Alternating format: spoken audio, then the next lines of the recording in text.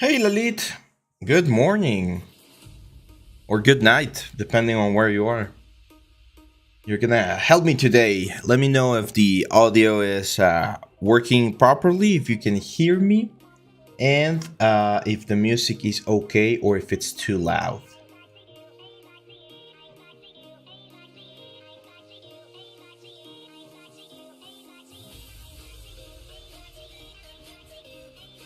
I'm just looking for some stuff. Give me 1 second, guys.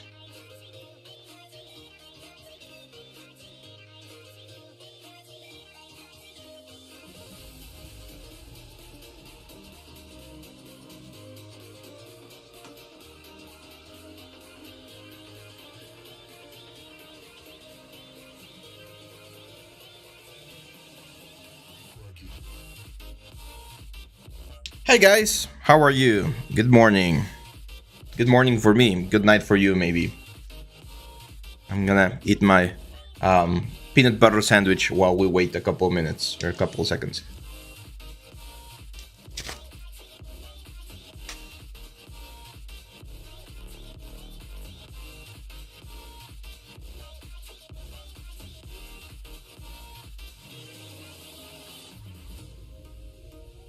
Good night. Good night. So, we have two options today, guys. We can continue working on the Japanese environment, or yesterday I was preparing something for my D&D campaign, but we changed and now we're playing Pathfinder. And there was this monster. Let me show you. There we go. His name is Mr. Beak, and I thought he was really fun and really cool. So maybe we could do this one instead, like a small miniature. Let me know what you guys think. What should we do? The Japanese environment or this character right here?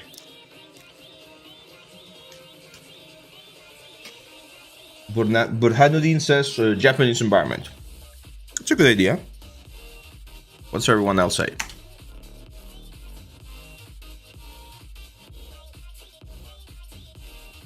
Action. Action's a little bit more tricky, Divja. I don't think it's gonna be as easy to explain in 1 hour.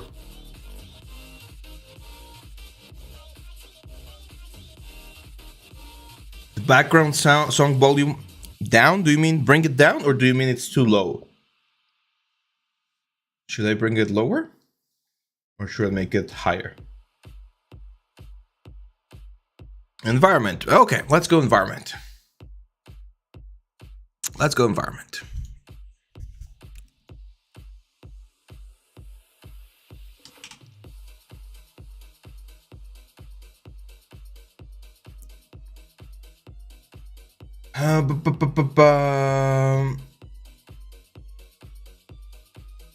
Okay. Ariane, what's the favor? Last session, we didn't do action last session. Do you mean the last video that I uploaded just like last year?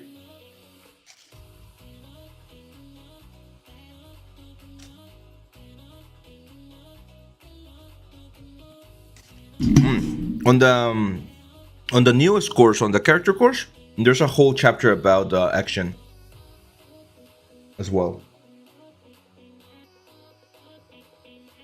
Okay. Yeah, I'll see what I can do. I don't think we can cover it today, Divya, but we'll do it soon. We'll do some action stuff. Let me add it to the sticky notes. Action. There we go. So, this is where we left off with the environment, and we need to do more stuff. Now I'm gonna change this so we can see the image a little bit better. There we go. And you can see that the entrance to the tunnel itself, it has a couple more details like this blocks that we have right there. So let's do that. I'm gonna start with grabbing this faces right here, and I'm gonna duplicate. So edit mesh, duplicate. I'm gonna push them out just a little bit. There we go. And I can see that there's like a barrier down here. So I'm gonna grab the whole new object, Control E, to give it a little bit of a depth. Then we can bring this down, even though there's overlap, that's fine. I'm gonna go to the front view. And you can see that there's like this sort of like border. I would say 20% and 20%. I'm gonna grab these two guys, and with R, I'm gonna scale them so they're perfectly flat. That looks good. That looks good. Paras asks, how when is Python mail script in Maya used? That's a great question. It's used quite a bit. Of course, for you to properly know what's the word, scripting, you need to know like the basics of programming. I do know the basics of Python. I learned it when I was at school a long time ago, but I don't do a lot of like script creation myself. I do have a couple of scripts that I use for like rigging mainly. But for instance, I got this one very recently, which is really cool. Let me show you. Let's say you have a cylinder and you have like, I don't know, 68 divisions on the cylinder, and you want to select every other edge, right? Like this. It would be very time consuming to do this. Well, there's a script, it's this one right here, that allows you to select every other edge. Just click the edge that you want, and then you click the script, and it selects all of this. And the script is really, really easy. Let me show you. It uses a tool that's already baked in Maya, but it's not very obvious where it is.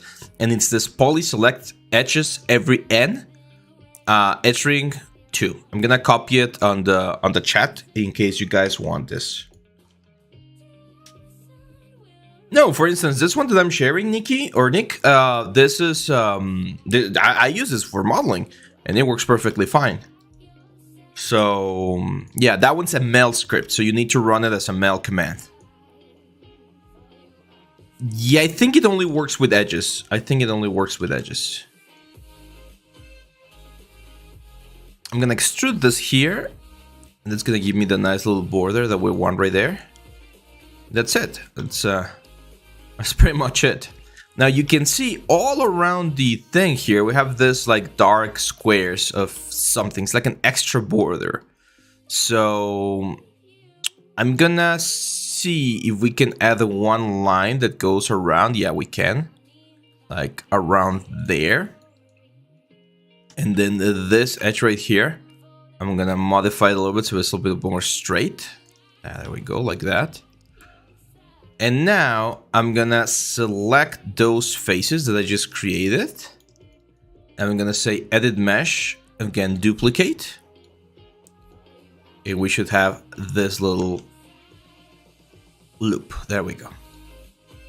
Now why do I need this loop? Because this is the loop that we're gonna use to create all of this guys right here. So we have 1, 2, 3, 4, 5, 6 on the like diagonal. 7, 8, 9, 10. Okay, so we have 5 right here. 1, 2, 3, 4, 5. Look at this trick. This one's cool. I'm gonna go mesh tools, insert edge loop, and I'm gonna insert 5 edge loops right there, like that. The only thing is, as you can see, the edges on the reference are perfectly straight. So I'm gonna grab each of these individual vertices or edges and straighten them out. There we go. Then I'm gonna add 1 right there, and on the top we have a 1, 2, 3, 4, 5 on one side, and 4 on the other, so it's 10 total. Let's insert edge loop. We're gonna insert 10. Or actually 9. There we go. Now I'm gonna also straighten this guys with R. Like this. And then I'm gonna grab all of the edges that we inserted, and we're gonna bevel them. When you bevel an edge, you create the like actual division of the edge. I'm gonna make the fraction a little bit bigger, probably about there. There we go. And that's it. So now we have the actual faces that we need. Well, on this one's, I think I went a little bit too wide. Let's poly bevel and reduce the fraction. There we go. Like this one's on the side are really thin, and then actually all of them are relatively thin. There we go, something like that. I'm gonna shift select everything and delete so that we're only left with those. Control E and extrude them out. And that way we create the little detail on the wall. Recommendation for scripting tutorials. Oh, that's a difficult one. I actually don't know. I think the Gnomon Workshop has a couple of courses about the scripting, but I haven't like seen them or like actually like gone through them. I'm doing great, Rohan. I'm doing this. We're continuing with this Japanese environment that we were doing a couple of weeks ago. Aryan, you want me to check some of the advances? Okay. Let me go real quick there. Someone asked if we were gonna have a portfolio review soon, and yes, it's gonna be on the 15th of February or 14th of February. So on the 11th and 12th of February. Okay, so in 2 weeks. In 2 weeks, you can submit your stuff for portfolio reviews. Well, you can submit already on the links. I don't have the link right now on this description, but if you go to the video from Saturday, the link should be there on the description. There you go. Like Aryan is doing an amazing job here. Really cool, man. Nice. More organic stuff. Cyberpunk. I would check this one. It looks a little bit fake. I don't know why, but it kind of looks a little bit fake. This cloth thing right here. Everything else looks great, man. Yeah, keep going. Really cool. Really cool.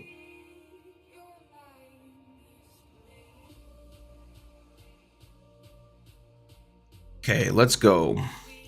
So yeah, this is the this guy right here. Okay, yeah, it looks a little bit like it looks like stiff on one side and then soft on the other. You kind of want to make sure it looks the same on both sides.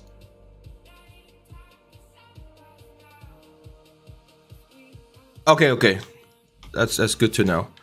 I'm gonna mirror this thing to the other side. There we go. And now we're gonna have the details on both sides. So now we have the little border here and this guy's right here. Now this guy's, I definitely want to bevel because they are too sharp right now. You're usually not gonna find in the real world like things that are perfectly sharp.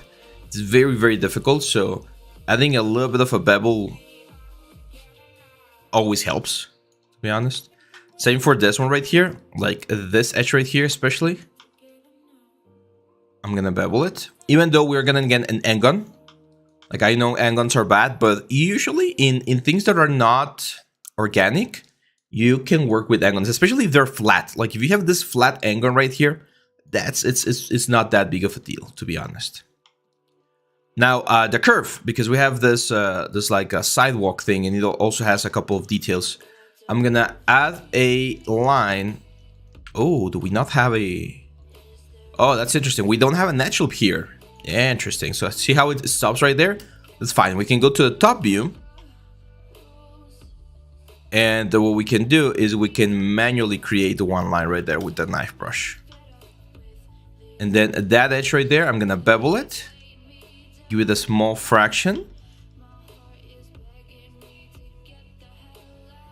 I'm going to select that one, Control E.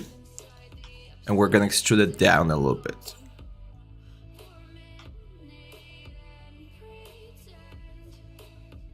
And then this face right here, the caps, I'm gonna delete those on both sides. Mainly so that the bevel that we're about to do works a little bit better. So we're gonna do a bevel on both of the sides. Small bevel, 2 segments, and then another one on this guy right here.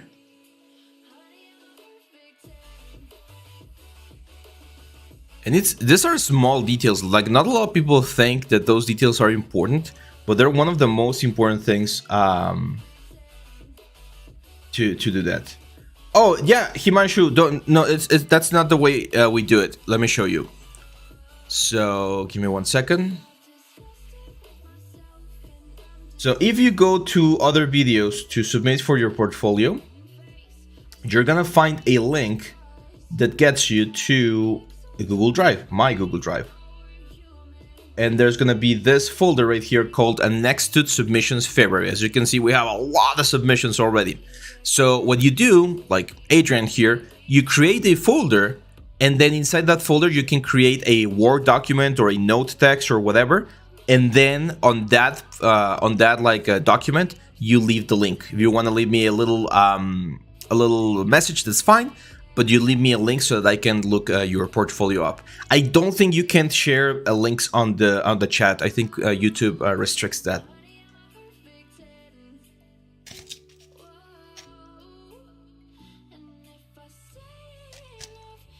Yeah, Alston, if you send your portfolio, you can also submit it to the portfolio review. That's a good way to get your name out there because a lot of people see those videos, and who knows, you might get a message from there.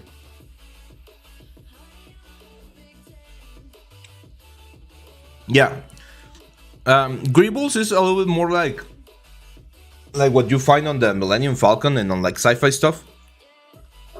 But yeah, it's very important because it changes the way the overall scene looks. Let's do a save real quick and let's do a render just to see how this thing is looking.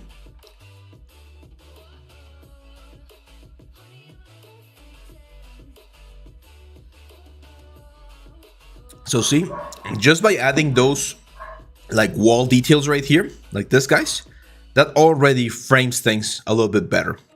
Makes everything look a little bit nicer.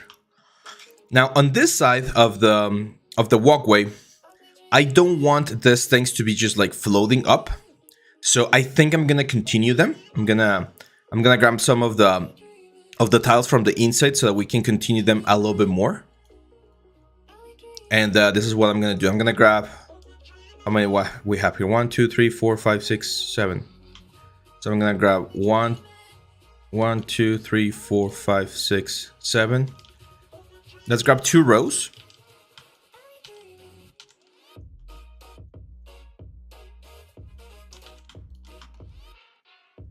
I'm gonna duplicate them, bring them forward.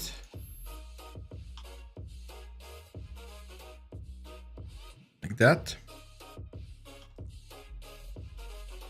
Let's duplicate that one right there. Let's grab these 2 guys, make them thinner.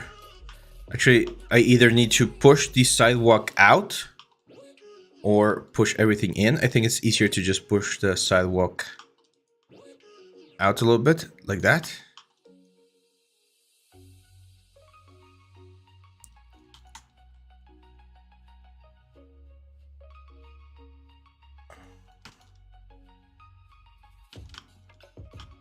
There we go. There we go. There we go. So that way we have those guys. Now it looks a little bit more complete. I'm gonna grab all of this guys again. I'm gonna duplicate them to the other side. Okay, so we complete the sidewalk right there. And then I think I want to add like a row of these guys. Just because it's gonna break up the silhouette a little bit. There we go. Well, not only the silhouette, like the composition, right? We're gonna create a little bit of an asymmetry. And that's it. So we take a look. Let's compare the snapshot here. See? Like just adding those little details, it feels like it makes the whole scene feel a little bit more complete, which is what we're going for. Let's answer some more questions. You're using Windows 11. Yeah, it's a it's a funny story why I started using Windows 11. The thing is, I upgraded my computer last year, early last year, like February of last year, I think, or like January, like around this time last year, I upgraded my computer. I had a very old Intel i7 fourth generation, and I changed to a Ryzen 7 third generation. Is it third? Pretty sure it's third. Fifth generation. Ryzen 7 5800. And I had to change the motherboard and everything, right? The RAMs and everything. So when I did that, I got opted in the like Windows 11 like beta test or whatever, and I forgot to cancel it. And then one night it just like automatically changed, and there was nothing else I could do. I don't hate it. I hate this thing, like moving the thing down and keeping this thing on the bar. I don't know what the name is, but I hate that thing because sometimes with Maya you minimize the window and see how it's like. Let me move my, well, I would need to move my camera, but it's down here. And then when you have this thing up, it covers the windows and you can't select it. I hate that. Drives me insane. Don't you think the metal railings are a little bit bigger than usual? Bigger or thicker? Might be a little bit bigger. Yeah, they might be a little bit bigger.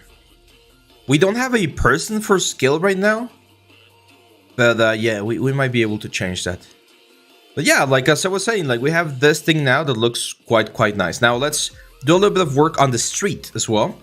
So on the street, at least here in Mexico, I'm not sure about Japan, and the picture is really dark, but at least here in Mexico, there's usually like a small like gutter, I think it's called, which is just like a depression right here to accumulate water. So I'm gonna control E.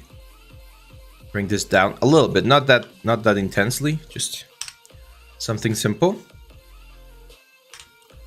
And then I'm gonna smooth this guys right here. 2 segments and a slightly bigger fraction, so it's rounder. And again, those little changes, those little details that you modify on the silhouette, they add what I always called visual interest, right? Like it might not be noticeable, but it's those little like things that make things different. Like let's say we want to add, like, again, I don't really see it here, but I think it would be a good idea. I am gonna add some sort of like concrete like divisions on the wall right here. So I'm gonna go front view. I'm gonna use my cut tool. I'm gonna literally just cut from top to bottom like this. I know that that's an angle, that's fine. I'm gonna grab this guy right here, bevel it, give it a really small fraction, and then select the whole ring, Control E, push it in a little bit, and I'm gonna bevel all of those edges. If you've seen like concrete walls, they usually get those sort of details, sort of like lines. And of course this we can mirror to the other side to get the exact same detail. And again, when we see that the full composition, there's now gonna be a line. Actually, it's out of frame, it seems. It's out of frame, so we're not even seeing it. We can move it though. If we want to, I could go front view, grab all of these vertices and just move them in a little bit. Probably about there.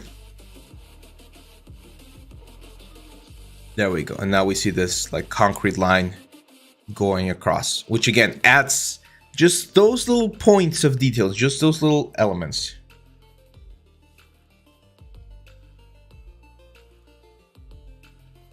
I don't remember creating a giant robot in Blender, my friend.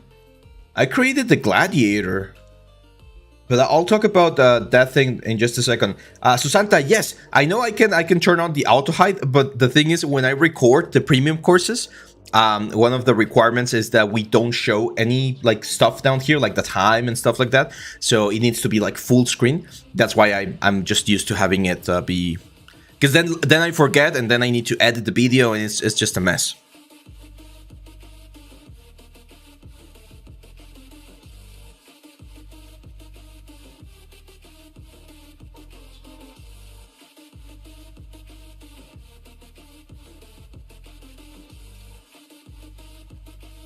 Okay, let me go. I'm gonna do each question in order because it's a lot of them. So, Nicholas asks, how did you create the fog inside of the tunnel? The fog is using something called the Arnold environment volume, atmosphere volume, right here. So if you go to render settings, Arnold render, atmosphere, and you go to AI atmosphere volume, you can add this specific like node, and you can change the density, the color, and things like that, and that's giving us like a general atmospheric vibe. That's the way to do it. I go way more over this in the cinematic lighting course that I did last year as well. We talk a lot about that. What would you recommend for your first environment design? That's a great question.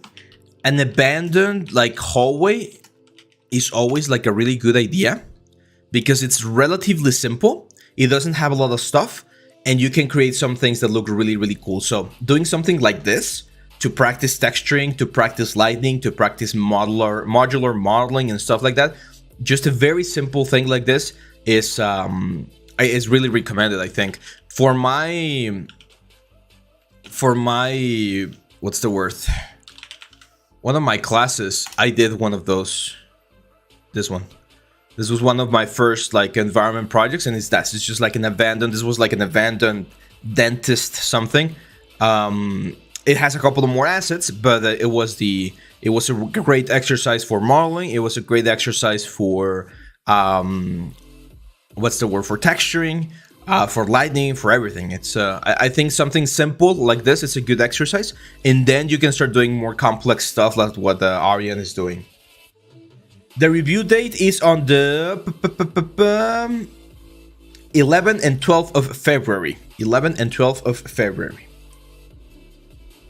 How would you rate i9 versus AMD 9 in terms of costing and performance? I've never had those. They're a little bit more expensive than I was willing to pay. But maybe next time that I do an upgrade, I'm gonna probably jump into an i9. Or I've been using Ryzen for the past like 6 years in most of my computers. So I really like the Ryzen architecture, to be honest. But unless you're doing really heavy like simulation and stuff, an i7 or a Ryzen 7 is more than enough. What was the next chord is going to be? Can you show us what's coming? Oh, I can't, not yet, but I've already started working on it. I can tell you that it's going to be a hard surface modeling production course for Maya, but I'm not going to show the concept yet. You create the giant robot. No, I think that one, Roy, that one was done by another instructor that we had. His name was... Oh, what was his name? I know which giant robot you're talking about. It's a red one, right? Nextut Skillshare. Yeah, that was not me. The Blender course that I did was a Gladiator.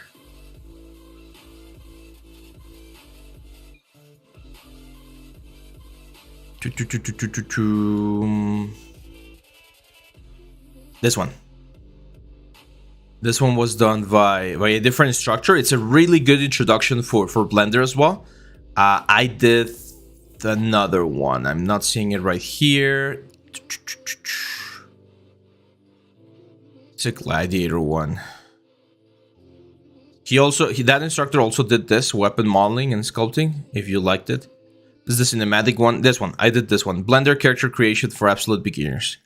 That's the one that I did last year. So yeah, whenever you do things, there's I do want to talk about that because it's one of those like complicated areas about copyright and trademark and stuff like that. You guys know that there's something called copyright, and copyright is the protection that you get from something that you create. So, for instance, technically any creation that you do has copyright as long as you are alive. The official thing is you need to register it to your like country's copyright protection agency. But yeah, like usually everything that you do has protection. So let me show you. So this guy, right? I finished this guy. This is the last course that we did. Thyros. So the concept art that I used to create this character, I didn't do. I had a friend of mine do it, but I bought that concept art from him. So the rights to that concept art belongs to me. Therefore, no one is technically allowed to use that concept art to create more stuff. However, due to the way our courses work, I share that concept art and I share this model and everything with everyone as a educational resource. If someone was to grab that concept art and then record their own tutorial of them doing that, that's copyright infringement, and technically we could sue them. So that's why usually whenever you're gonna select a concept, if it's for education, if it's for your portfolio, most of the times, I would say like 99% of the times, you're totally fine. However, there might be some artists or some companies that don't like you using their stuff, even if it's for education, even if it's fair use. And it's better to go for a concept that you're not gonna have as many issues with. Again, most of the concept artists out there, they're really happy when you use their concepts to do their work, because they can see their 2D stuff converted into 3D stuff. But you need to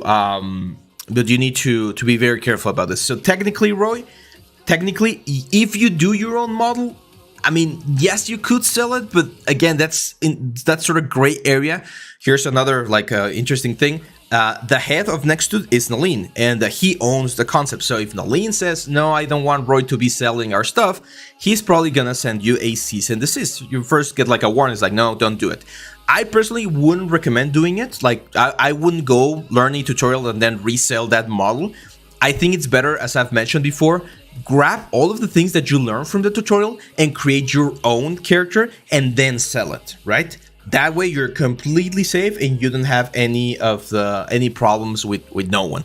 I think that's the best thing to do, to be honest. Now, there's other stuff, for instance, again, like fair use and things like that. You guys know I'm a huge fan of D&D and role-playing games. So, for instance, if you take a look at D&D miniatures, right? There's a lot of people that do D&D miniatures and they make things and they sell them. I'm a huge fan of this creator right here, Artisan Guild.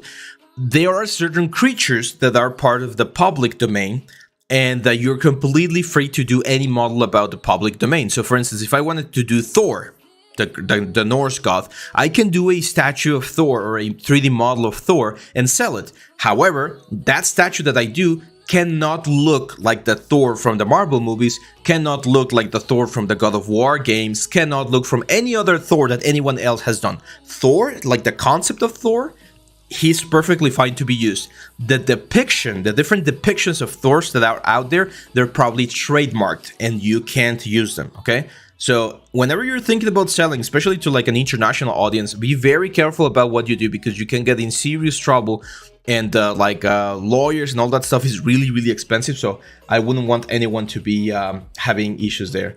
Paola, ya estamos preparando unas clases otra vez con Critical. Ahí todavía no hay noticias, pero si no le has dado like a la página de Critical, que ha estado inactiva durante mucho tiempo, chécala en Facebook. Estamos como Critical Hit Studio and Academy. Es probable que en los próximos semanas, meses retomemos algo por ahí. For rendering, what software would you recommend? If you're using Maya, Arnold is great. If you're using Blender, Cycles is great. If you're not using any of those and you're just like a ZBrush user, learning a little bit of Unreal, since it's free, is really good. Marmoset is also really, really, really good. Now with ZBrush 2023 has a Redshift included, which is nice. It has ray tracing and everything, so you can get some stuff with that one as well. Let me delete that light. There we go. When will the contest submission link open? On the final 2 weeks of the month. After the portfolio review, I'm gonna open the submission link for the contest. Okay, guys? And I'll make a video and everything about that. Let's see, what else?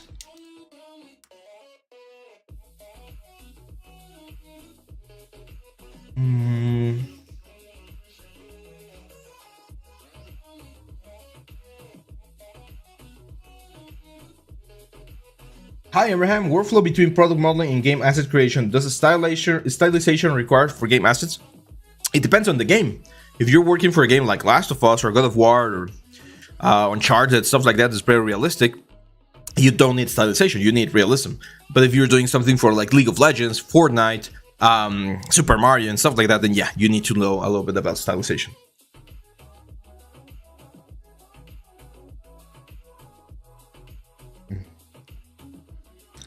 Akjeva 9351 asks, why are there no classes of Blender currently being uploaded? Well, you guys know we're a business, right? So we need to follow what the market says, and we've been seeing like what classes sell better than others. And right now, we did a lot of Blender last year, so we're probably going to be focusing a little bit more in Maya at the beginning of this year. But if the demand increases, we'll do more Blender stuff. Yes, Nicolas, my tutorials are in Udemy and in Skillshare. I think you can find the links on the description right now, probably. Cool. Now, what else? Like, I think one of the things that I really want to see with this guy right here is some textures, because we definitely need textures. It's very difficult to know whether things are looking good or not if we don't have any textures. So I'm gonna show you real quick. I've shown this one before, but there's the Adobe plugin, right? The Substance plugin. This is one thing. Again, I don't like to tell people to buy stuff because I know money is difficult to come by. But if you can get a subscription to Substance, I've used this so much, like so much. Like the special materials that they have here are so good that if you can afford them, I strongly recommend that you do. So I want to go for some concrete to start like adding the concrete to the walls and everything. Like this one, concrete plain brushed. That one looks good. Like this is the sort of texture that we wanna go for. So I'm gonna download the archive. And the cool thing about this, guys, the archives, is that now inside of Maya, we have some ways to literally just use this. We don't need to export the textures anymore. So I like to have this, guys, on my Substance folder. Inside of Maya, there's now a Substance folder. And then here inside of Maya, if you go to the Substance tab, or actually if you go to the Hypershade, you can create a Substance node texture and load in that Substance file.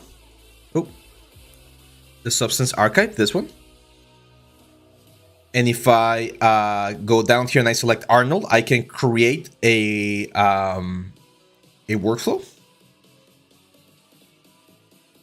There we go. Create workflow. Oh, no, sorry. Create network.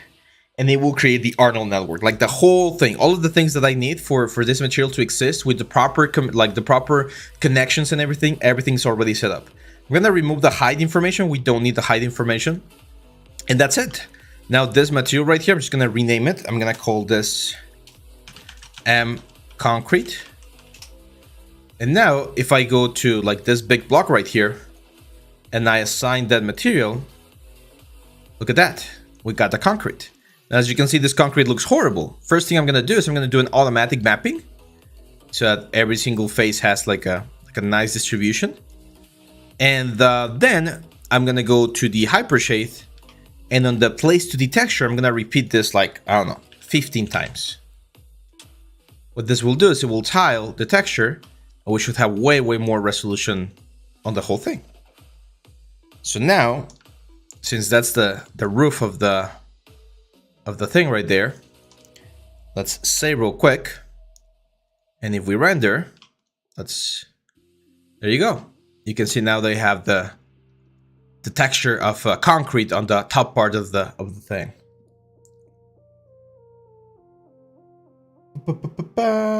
What do you like doing the most? Probably characters, to be honest. Characters and creatures. Although I really like rendering as well.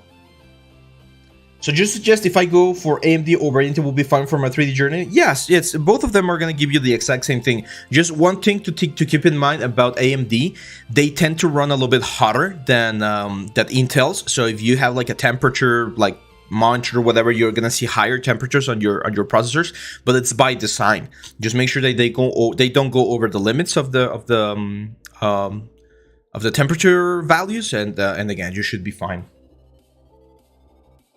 Hi, I'm really sorry. Why I can't use Nextut curves? Is I'm asking. Yes, I mean you can use them if you follow a tutorial like Thyros. If you follow the tutorial and you do this character and it looks really, really good, you can use it for your portfolio.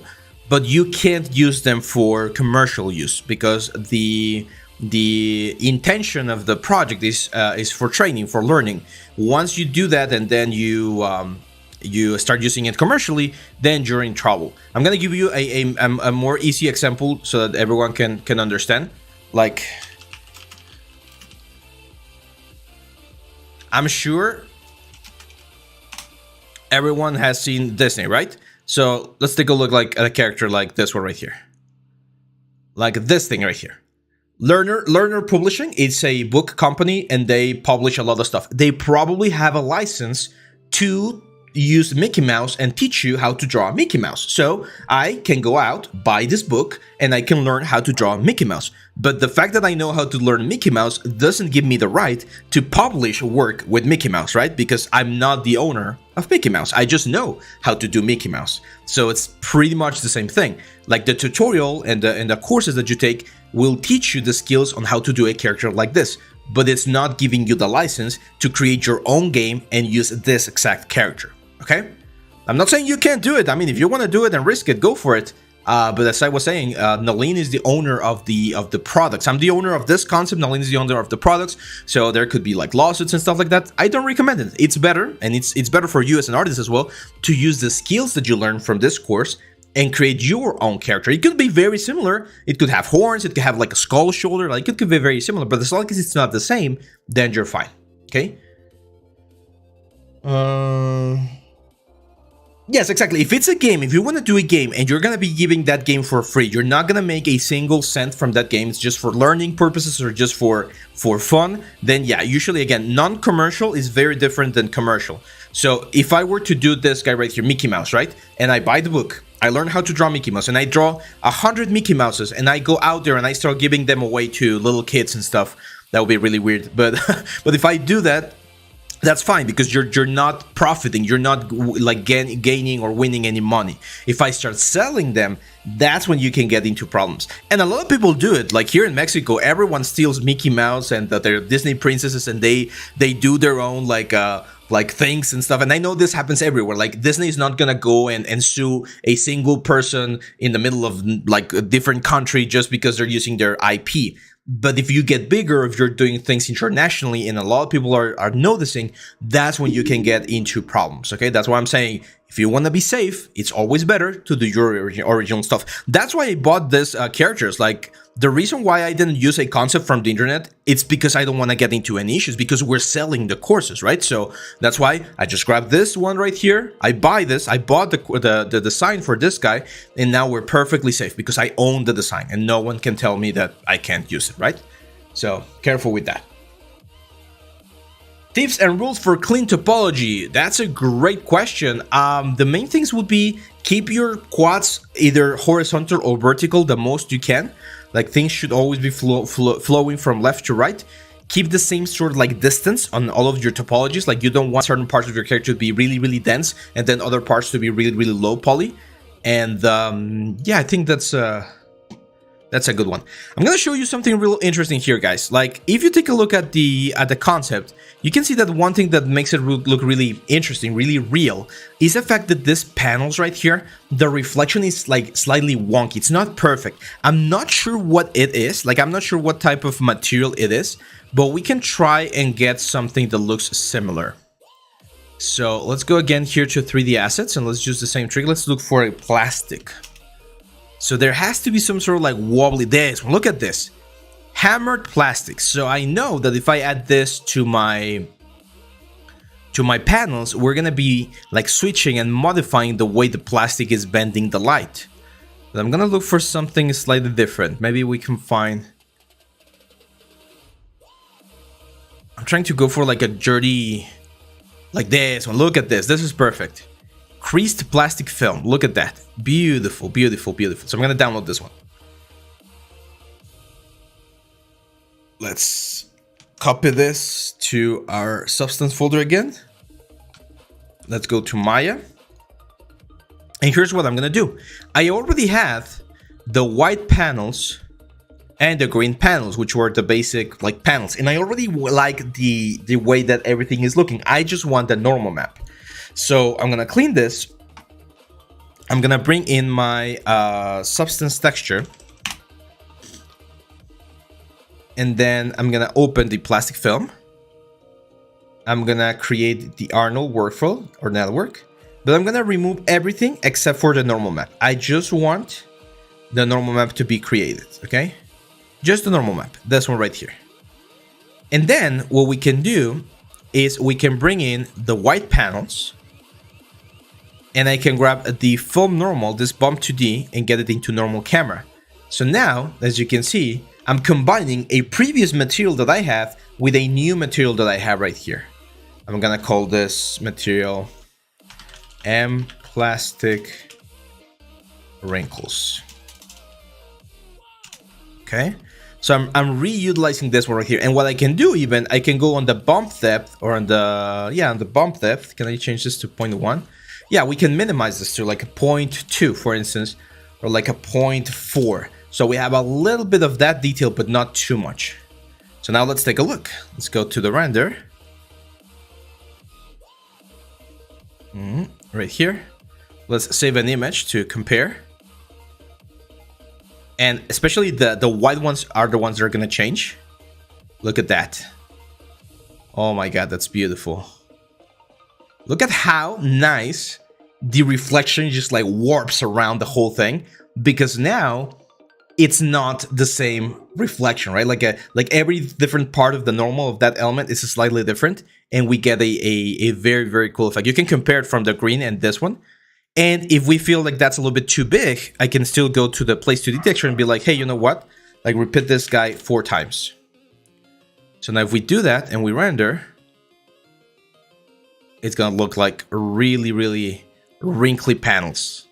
Now those look really damaged, which could be like an interesting idea or an interesting thing for our element, but it looks a little bit too much.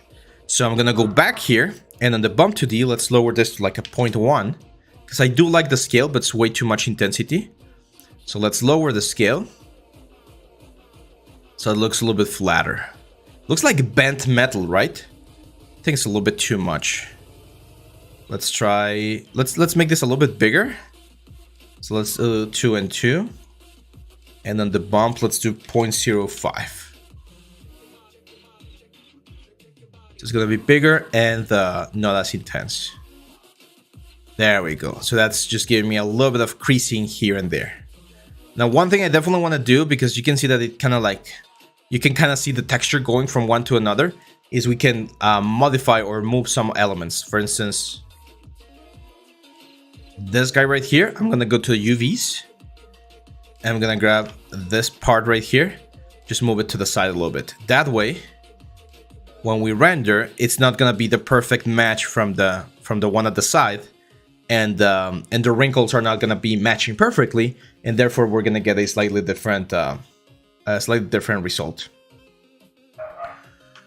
Now let's do the same thing for the green panels. So over here, let's get the green panels, and again, just literally copy and plug this onto the normal camera, and we're using one single normal map texture for all of this guys right there.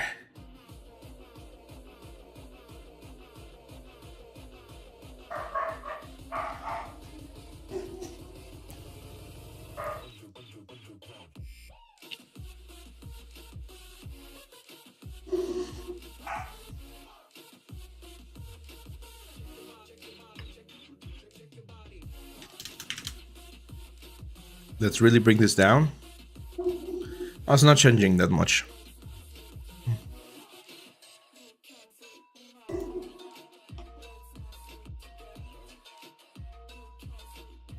So as you can see, the alpha value, it's being multiplied on top of that bump value. And the bump value is set to 1. So this thing is not really changing that much, or at least not noticeable. But what I can do is I can do some multiply divide, and I can be like, okay, multiply the out alpha. The output's gonna be the x and you're gonna multiply by, and we need to do this.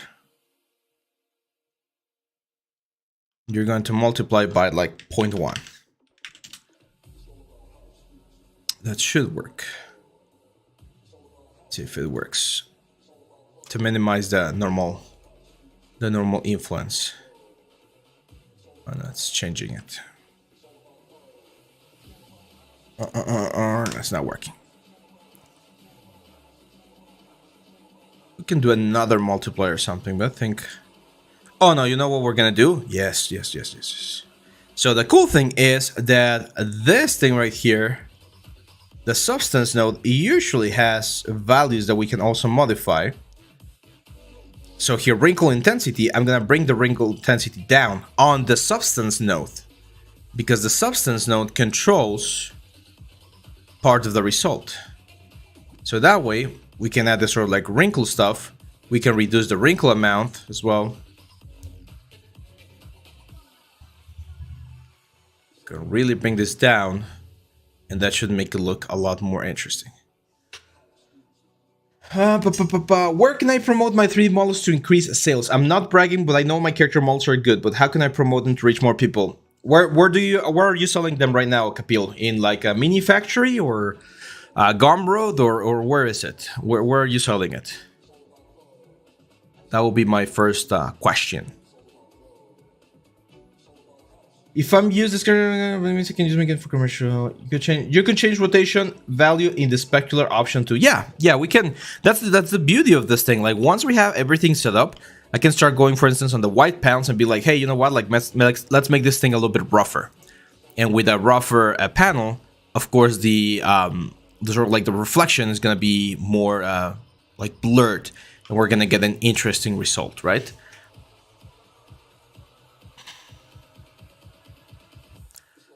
I think that's a little bit too much though.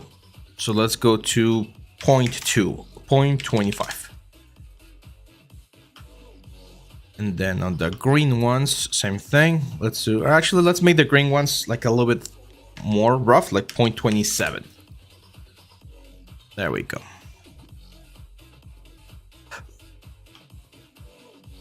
And that's it. Not bad. Not bad for 1 hour of extra work here. I'm going to show you one last thing because I think this is going to be really good, and that is the depth of field. So depth of field is this thing that cameras do that allows us to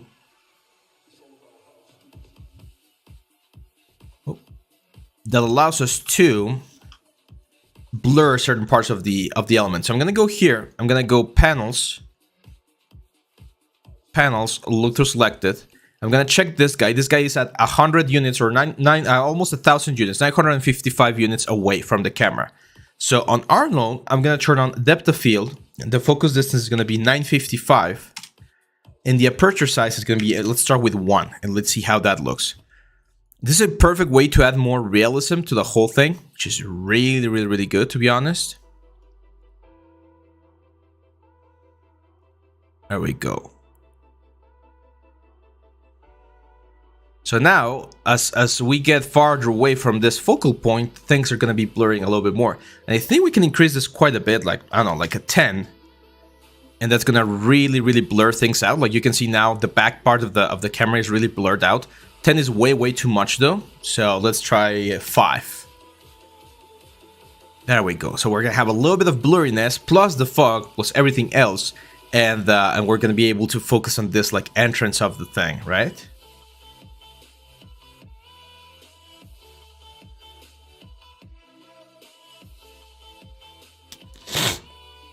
Arnold is really good, man. I'm not sure why your teacher is saying that. I mean, I know that they don't use Arnold for a lot of like big productions, but for an indie studio like ourselves, it's really good because you can get amazing looking results, and it's not that difficult to use. It has GPU rendering, it has everything that you need. Yeah, I'm really not sure why his opinion is that one, but I do think it's a really strong software. Let's go for 3. One final thing I want to do is I want to add a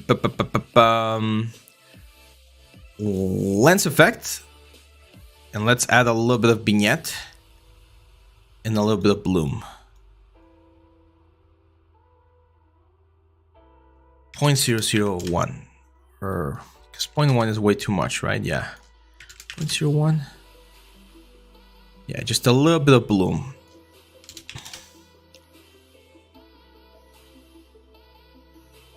This is of course gonna make it really contrasty, but I think it's worth it. There was one way to add, I think it's on the camera. There was one way to add chromatic aberration, which is really good as well. But I don't remember where it was. Oh, we'll have to check that another time. How do you turn that HUD to know the camera distance? You go to Windows, display, heads up display, and it's this one called object details. I normally have object details and poly count and frame rate. Those are the things that I always use. So I have my poly count over here, my object details over here, and then my frame rate over here. Okay, yeah, TurboSquid is fine. If you're doing 3D printing, I could recommend my Mini Factory. They sell a lot of stuff over there. And yeah, just like if you can 3D print it yourself or with a friend or someone and show how it looks 3D printed, that's also a great selling point, because there's a lot of people that do 3D models for 3D printing, but they don't test them. So you don't know whether or not the model is going to come out right or not. So testing them, it's always a good way to do that. What would be the value of 3D artists when future becomes like Ready Player One? Well, someone's gonna have to create all of the assets, and someone's gonna have to optimize them and prepare them properly and stuff like that. So I don't think our career is gonna go out anytime soon. I know there's a lot of fear right now due to all of the AI tools and the new technologies. But you need to understand that this has happened before. Back in the Industrial Revolution, when the steam machines and everything came to be, of course, a lot of jobs were lost, but a lot of others were created. So my advice is just stay very vigilant about how the industry and how the world is moving, and try to adapt. Don't stick to the old stuff if it's not necessary, because then that's gonna make it really risky, right? So just adapt to new technologies and see how you can use them ethically and properly to generate better stuff. Can we get disconnected? Oh, you guys got disconnected? There was one discount. I'm not sure if today is still available, the discount for the new course, but yeah, you might want to check Udemy. In Udemy you might find it if there's a discount. So, oh yeah, sorry Ariane, we're almost over. We're over. I'm just answering some extra questions right now. But don't worry, guys. We're like, this is the third week in a row that we do our live stream. So we're not stopping. We're not stopping. Things are going nice, and I'm really grateful for all of the support, guys. So yeah, 3D Learner, welcome, man. At the last minute, you got any questions, my friend? I'm happy to answer them. Oh, thanks, Kartik. Thank you very much, guys. Let me finish my strawberry shake before answering more questions. Yeah, don't worry, Ariane. I said that your scene is looking really good. Just that plastic thing, the tarp, might need a little bit more work, but everything else is looking great. My suggestion would be to start thinking about the lights. Well, at the position where you're at, where you have most of the models ready, I usually like to play with lights just to see or get an idea of how things are gonna look. And then, yeah, just texturing, man. That's a great scene. It's looking really good. Yes, of course. Let me just show this here. So, for my computer, I have... Let me make this bigger.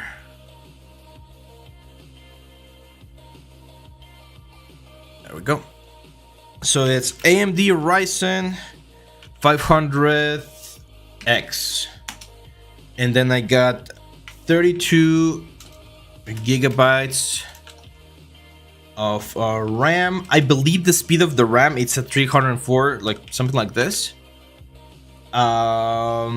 I got the B550 Gaming Plus motherboard. I have an NVIDIA 3080 Ti RTX. I think that one's 12 gigabytes of video RAM. I have a lot of hard drives. I don't know, like 6 or 7 hard drives due to all the different projects. But this is the most important. I have a strong, I think it's like a 1000 watts like power supply, because I have a lot of hard drives and stuff. But yeah, like this things right here, this is the most important one, and that's what I got.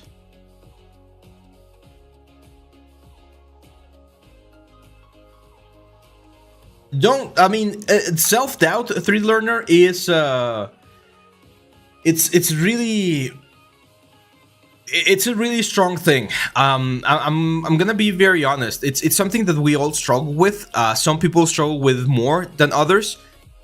Doing stuff like what you're saying, like actually just doing the work, that's usually a very great first step. But if you feel like it really brings you down and it's really difficult to go over that, like a struggle, looking for help or going for help is perfectly valid. I have the great, a super great advantage that my wife is a psychologist. She has a doctorate in psychology. She's like really good at what she does. And every time I'm feeling like down or under the weather, I wouldn't say depressed, but when I have like intrusive thoughts and stuff like that, she knows how to help me. For free, right? Because she's my wife. But if you can go to a psychologist to help you go through those struggles and understand it, the most important thing is you need to understand why you're feeling that way, so that you can start acting upon that and being better. Mental health is super important in our industry, because we are constantly being judged, valued, or evaluated and stuff like that. So it's important that we always have a healthy mind as well. Yes, of course, Ariane. Give me just 1 second. And yes, my PC, like I was showing you guys, like this character, it was 64 million points in ZBrush when the high poly was done. It was like 120 million polygons total, and it was fine. The more RAM you have, the more polygons you can have inside of ZBrush. Does Lightning course include basics of Lightning as well? Yes, I'm really proud of that course. Like, I always have my favorite courses, and the cinematic Lightning course is one of my favorites, because I think I show you a lot of really cool stuff. So look at this. Like, we go over like character Lightning, composition, camera work, camera effects.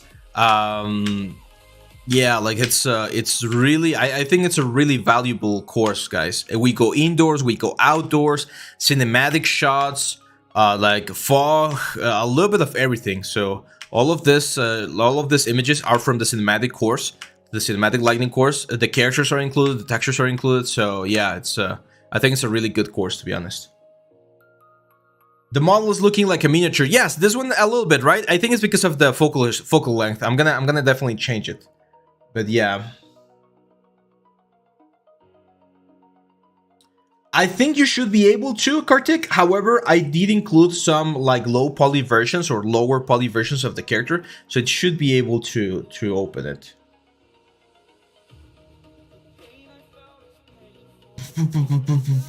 Yeah, that's the problem, 3D learner. You need to work. It takes time. I've been doing this for 12 years. Like, I know that desire to be better fast, but unfortunately, this is one of those things. Art is one of those things that really needs patience and time to get there. So, so go for that. No, I didn't intend it to be a miniature. I think it's the focal length that changed that. We can very easily adjust that over here. Like, if we change the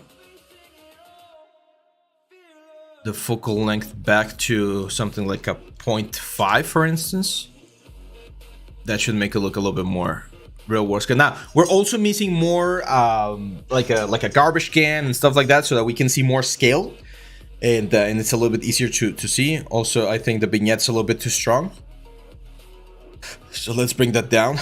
There we go. Yes, the tarp. So A plastic tarp is usually like crinkly, right? It's like it's not hard surface, but it's not soft like cloth. So when you see a tarp like hanging, it usually hangs in this very straight way. Look at this. See? So it's big, big wrinkles, big straight things. And on your reference, it was looking like that on the half of it, and then the other half was really, really like soft, like cloth. So that's what I mentioned. Like try to make it a little bit more stiff. That would be my suggestion for the tarp. Look at how big the wrinkles and the stiffness of the element is.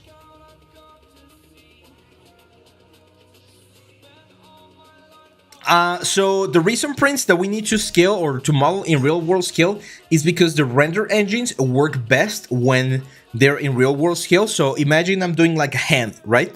And I want to add subsurface to that hand. The subsurface amount is currently inside of Arnold is calibrated at the hand at real size. If I make a really, really tiny hand and I add subsurface, with the default values, it's gonna look like a gummy bear. It's gonna like light's gonna go straight through it. If I make it super huge, it's the opposite. It's not gonna go through it. So most of the things, the lights, the materials, the radius things, the displacements and stuff like that, they're usually like tinkered or preset to work better at real world scale. Yes, you can always scale things down, but again, a good rule of thumb is to always try to model things in real world scale.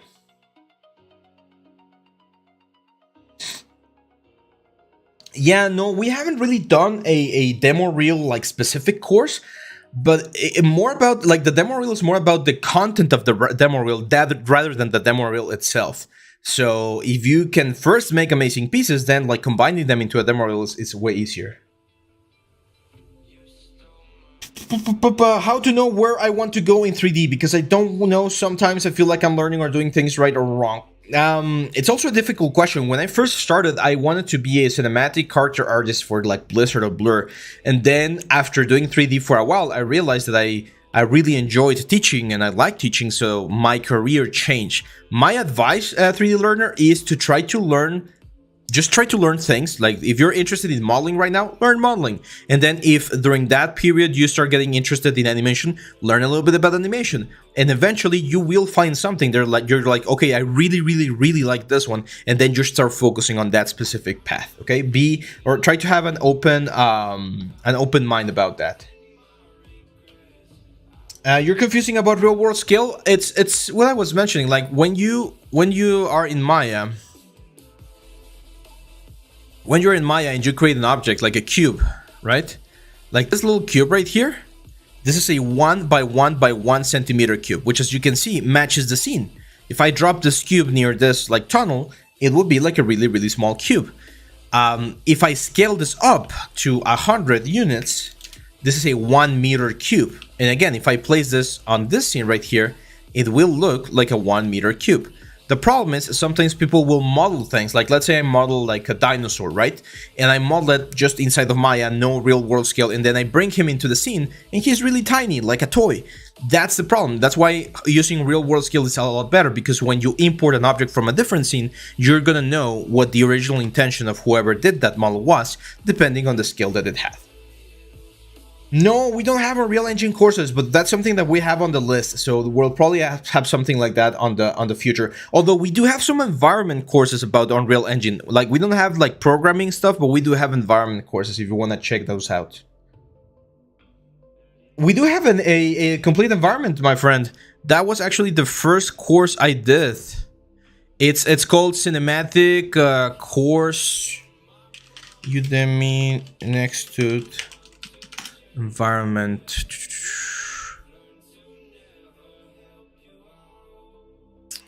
We had one. That was the first. This one, Maya Environment Creation for Film. This was the first course that I did. Like 3 or 4 years ago, something like that. It's still valid. Like all of the things that I show are very basic, like modeling things. So if you want to check this one out, this is a full like outdoors environment scene. On this one, no, it was Arnold. I think it was Arnold. I'm pretty sure it was Arnold. Okay, guys, I can see that there's a couple of questions about a real world scale, so I'm gonna add this to the list of things that we need to do. Real world scale, to explain why that's important, and I'll show you how to properly set it up. Okay, but I gotta go because I got some stuff to do here at the studio, and my artists are waiting. So thank you very much for this amazing hour. I will see you tomorrow with more content, and I will see you next Monday again for our next live stream. Don't forget that we have all of our offers in Skillshare, Udemy, and all of our sites. It really helps the channel if you can get any of our courses. And yeah, that's it, guys. Thank you.